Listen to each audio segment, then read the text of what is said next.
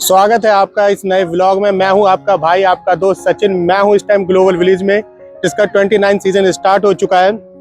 आप इमेजिन कीजिए कि पूरी दुनिया का एंटरटेनमेंट, कल्चर एंड फूड सब एक साथ एक जगह पे आ जाए और सभी अपनी कहानी बताएं, तो कितना अमेजिंग हो सकता है एक्सपीरियंस। तो बिना देरी के चलते हैं ग्लोबल विलेज दुबई के अंदर। तो स्टार्ट करते हैं इस सफ़र को। प्लीज़ एंड तक बने रहिएगा। इस एंट्रेंस को देख के कुछ ऐसी फीलिंग आ रही है मुझे जैसे कि मैं एक कहानियों की दुनिया में एंटर करने जा रहा हूँ। एक वो बचपन में आपको शायद याद होगा एक सीरियल आता था अलादीन, तो शायद मुझे ऐसा लग रहा है कि मैंने ऐसा कुछ व्यू वहाँ पर देखा है। वैसे लाइटिंग्स वगैरह तो बहुत अच्छी कर रखी है और ये टाइम टू टाइम चेंज भी हो रहे हैं इसके कलर। तो चलिए करते हैं इस सफ़र की शुरुआत, करते हैं ग्लोबल विलेज दुबई के अंदर एंटर करते ही मैं देख पा रहा हूँ यहाँ पर ये नेक्स्ट लेवल फैसिलिटी प्रोवाइड कर रहे हैं। अगर जिनके पास जैसे कि बच्चे हैं या इनके साथ ओल्ड पेरेंट्स हैं, तो यहाँ से वो बेबी कार्ट या व्हील चेयर रेंट पे ले सकते हैं ताकि अंदर घूमने में उन्हें कोई परेशानी ना हो। मतलब यार ये सही सर्विस है क्योंकि आप इसके थ्रू अंदर हैसल फ्री घूम सकते हैं। तो अब हम इसके अंदर एंटर कर चुके हैं। वैसे ये पूरे साल ओपन नहीं रहता है।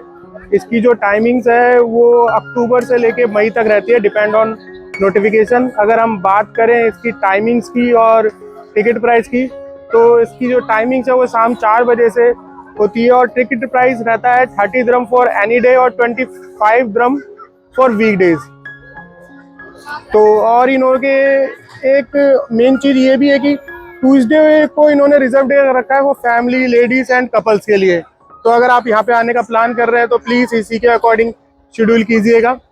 और ग्लोबल विलेज आपकी एक बेस्ट पार्ट हो सकता है आपकी आइटिनरी का। तो अगर आप दुबई आ रहे हैं, आने का प्लान कर रहे हैं, तो यहाँ पे जरूर विजिट कीजिएगा। वैसे इस बार यहाँ पर अप्रोक्स 30 पवेलियन है जो कि रिप्रेजेंट करते हैं मोर देन 90 कल्चर्स को फ्रॉम डिफरेंट कंट्रीज। और इस बार यहाँ पर 3 नए पवेलियन भी ऐड हुए हैं जैसे कि इराक, जॉर्डन, श्रीलंका और बांग्लादेश का कंबाइंड पवेलियन। ये जो आपको ताजमहल जैसी इमारत दिख रही है ना, ये एक परफ्यूम शॉप है जिसका स्ट्रक्चर बिल्कुल ताजमहल जैसा बना रखा है। वैसे इसको देखकर मैं भी कंफ्यूज हो गया था, बट लेकिन अगर आप यहाँ आ रहे हो तो इसको ताजमहल मत समझना, एक परफ्यूम शॉप है। तो फाइनली मैं आ गया हूँ वहाँ पर जहाँ से पवेलियन स्टार्ट होते हैं। वैसे तो मैं अपनी फीलिंग बताऊँ तो मैं सबसे पहले इंडिया ही देखना चाहता था, लेकिन वो मुझे पता नहीं है कहाँ पर है। तो टर्की अगर ये दिख रहा है तो चलिए इसी पवेलियन में चलते हैं, करते हैं इसको एक्सप्लोर।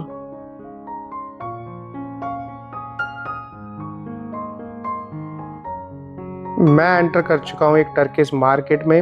वैसे इनकी मार्केटिंग स्ट्रेटेजी सही है ना, कि मतलब इनकी जो सबसे इंटरेस्टिंग चीज़ है टर्किश आइसक्रीम, उसको इन्होंने फ्रंट पे बिल्कुल रख रखा है। वैसे मैंने इस आइसक्रीम को टेस्ट किया है, लेकिन जिस तरीके से ये सर्व करते हैं ना वो ज़्यादा इंटरेस्टिंग होता है। चलिए बढ़ते हैं आगे। टर्की की बकलावा स्वीट्स भी बड़ी फेमस है और देखो नेक्स्ट शॉप उसी की है। वैसे तो बकलावा अब सब जगह नॉर्मली मिल ही जाता है, लेकिन इसका जो ओरिजिन है ना वो टर्की से ही हुआ है। तो बकलावा भी टर्की की स्पेशलिटी है। तो आप अगर यहाँ पे आ रहे हैं तो ज़रूर टेस्ट कीजिएगा, मुझे तो टेस्ट करने में बहुत मज़ा आया।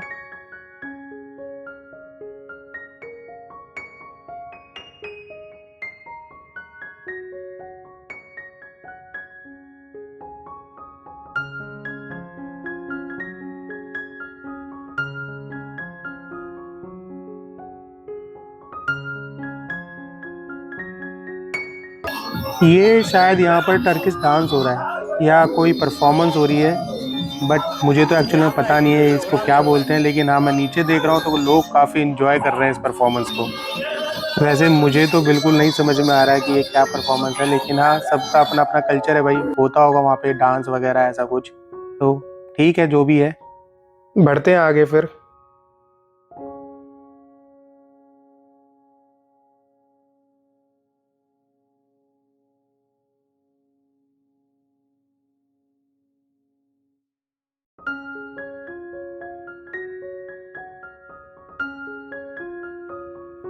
अब मैं आ गया हूँ कुवैत, मतलब कुवैत पवेलियन पर।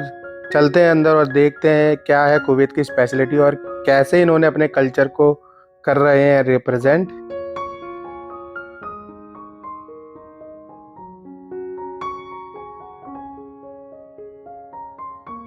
शेख साहब ने दिखा दिया है थम्स अप, मतलब इस वीडियो पे भाई बहुत लाइक आने वाले हैं। वैसे मैंने एक्सपीरियंस किया है कि दुबई के लोग ना अच्छे होते हैं, मतलब एक अलग वो एटीट्यूड नहीं होता, बहुत अच्छे लोग होते हैं यहाँ पे।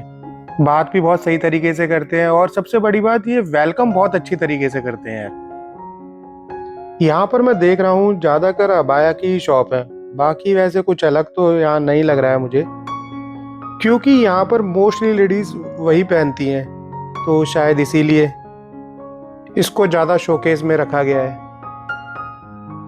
तो फाइनली मैं पहुंच गया हूं अपने देश के पवेलियन इंडिया में, और मैं बहुत एक्साइटेड हूं और मैं देखना चाहता हूं कि किस तरीके से इन्होंने पोर्ट्रे कर रखा है इंडिया को और क्या क्या इसके अंदर खास है। तो चलिए चलते हैं अंदर मेरे देश के पवेलियन इंडिया में।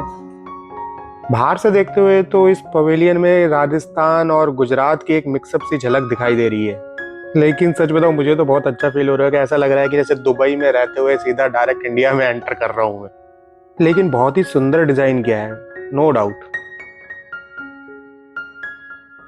वैसे अंदर से घूमने पर भी एक काफी अच्छा लग रहा है पवेलियन, इवन लाइट वगैरह सब कुछ वेल डेकोरेटेड है। और अगर मैं बात करूं थीम की तो इस पवेलियन में मुझे थोड़ी सी कश्मीरी झलक ज्यादा दिखाई दे रही है, जो कि इंडिया को बहुत ही खूबसूरती से रिप्रेजेंट कर रही है। अच्छा है, मतलब बहुत सुंदर बना रखा है पवेलियन, मैं सेटिस्फाइड हूँ इसको देखकर। फिर चलो चलते हैं आगे और करते हैं थोड़ा सा और एक्सप्लोर इंडिया को।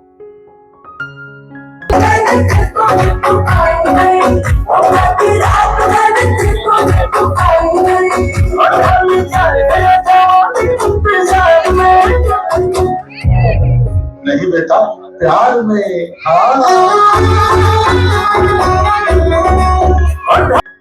लो आ गया हूँ मैं अपने फेवरेट प्लेस पर। मतलब अगर इंडिया की बात हो और स्ट्रीट फूड या देसी चाट का जिक्र ना हो तो ऐसा पॉसिबल नहीं है। वैसे मैं सच बताऊं, मैं इसी प्लेस को काफी देर से सर्च कर रहा था, क्योंकि मैं सुबह 12 बजे से घर से बाहर निकला हुआ हूँ और अभी करीब 8:30 बज रहे हैं। तो मुझे तो भाई बहुत भूख लगी है, क्योंकि यहाँ पे चलना बहुत पड़ता है। तो पहले कुछ पेट पूजा कर लेते हैं, फिर बढ़ते हैं इस आगे वीडियो में।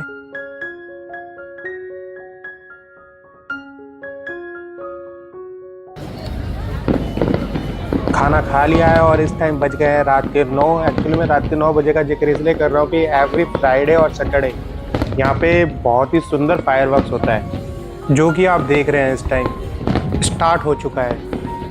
मतलब इस ग्लोबल विलेज की थीम ना इन्होंने इस तरीके से रखी है कि आप यहाँ पर ना बोर हो ही नहीं सकते, आपको कुछ ना कुछ देर बाद ना यहाँ पे कुछ एक अमेजिंग सा देखने को मिलता ही रहेगा। रियल में तो मैं आपको बता नहीं सकता हूँ कि कितना सुंदर लग रहा है फायरवर्क्स।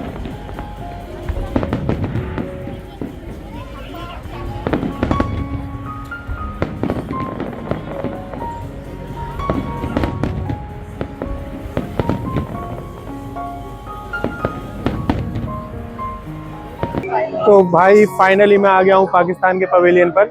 जितना मुझे इंडिया के पवेलियन को देखने का इंतजार था, उतना ही मैं चाहता था कि मैं पाकिस्तान के पवेलियन को भी एक्सप्लोर करूँ। तो चलो चलते हैं अंदर, देखते हैं कि क्या है पाकिस्तान के पवेलियन में खास, करते हैं एक्सप्लोर इसको भी। वैसे पाकिस्तान का भी पवेलियन काफ़ी सुंदर लग रहा है बाहर से, और रियल लाइफ में तो मुझे नहीं लगता कि कभी पाकिस्तान घूमने का चांस मिलेगा।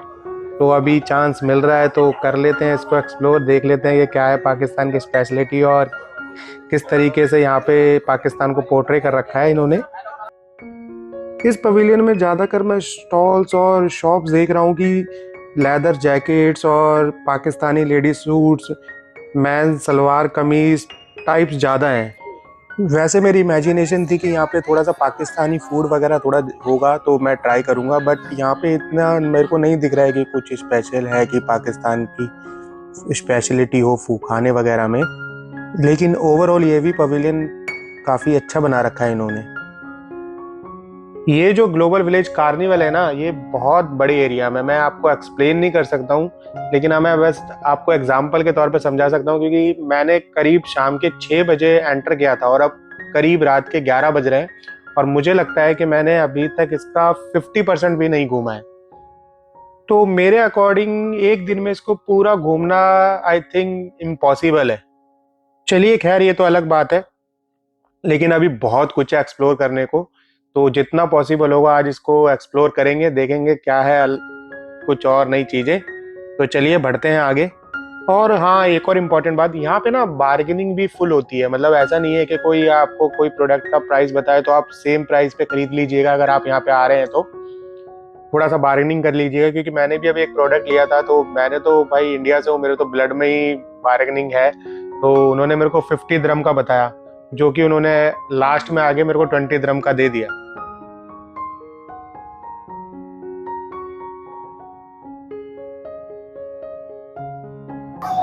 यहाँ घूमते हुए मुझे एक ऐसी फीलिंग आ रही है कि मैं दिल्ली में ट्रेड फेयर में घूम रहा हूँ।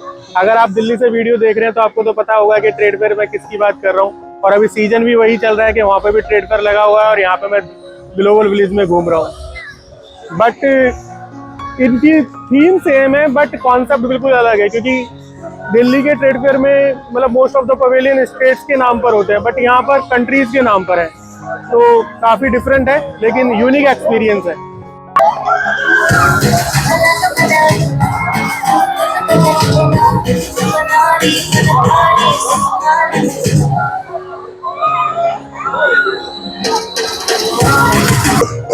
ये जो आप मेरे पीछे बैक साइड में एरिया देख रहे हैं, पूरा कार्निवल जोन है पवेलियन के एडिशन में, कि यहाँ पे बहुत सारी राइड्स हैं और बच्चों के लिए भी है, बड़ों के लिए भी है, कि उनको सेटिस्फाई किया जा सके। क्योंकि कुछ लोग इंटरेस्टेड नहीं होते हैं पवेलियन वगैरह को एक्सप्लोर करने में, तो उनके लिए ये जोन भी है कि यहाँ पे आके वो खूब मस्ती कर सकते हैं और खूब अपना टाइम पास कर सकते हैं। और देख सकते हैं काफ़ी अच्छी अच्छी राइड्स हैं। मैं अभी दिखाता हूँ आपको।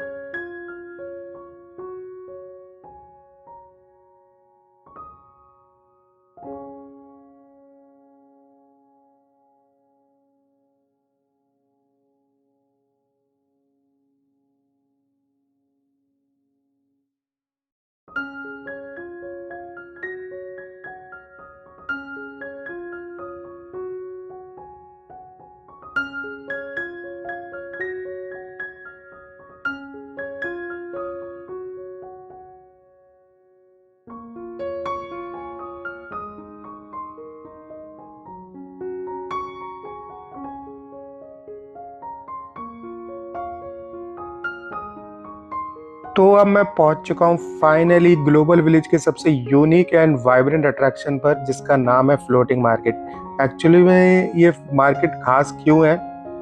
ये मार्केट पूरी पानी पे बनी हुई है, मतलब कि एक आर्टिफिशियल लेक पर बनी हुई है। और यहाँ पे बस सिर्फ आपको एशियन फूड और सी फूड ही देखने को मिलेगा, तो और कोई अदर फूड नहीं है। तो अगर आप खाने के शौकीन है, मतलब सी फूड खाने के शौकीन है, तो आप यहाँ पे जरूर विजिट कीजिएगा। यहाँ पे आप मतलब पूरी तरीके से सेटिस्फाइड हो जाएंगे सी फूड से। और एशियन फूड में आपको काफ़ी तरीके की वैरायटीज मिल जाएगी, जैसे सुशी, दिमसम, नूडल्स, किमची और स्पाइसी करीज लाइक दैट। ये मार्केट फूड के साथ साथ कल्चरल एक्सप्लोरेशन का भी पॉइंट है। अगर आपको शौक है स्ट्रीट फूड और एशियन कुजीन्स खाने का, तो ये बेस्ट स्पॉट हो सकता है आपके लिए ग्लोबल विलेज दुबई में।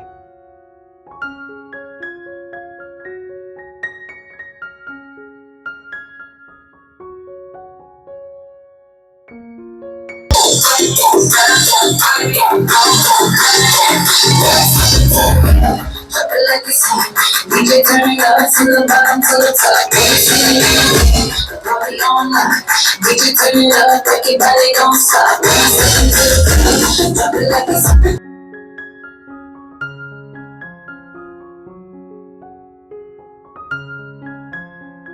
तो कैसा लगा ये वीडियो? अगर वीडियो पसंद आया तो please like this video and subscribe my channel, and please share करना मत भूलिएगा। तो फिर मिलते हैं अगले वीडियो में, and thank you so much for watching this video.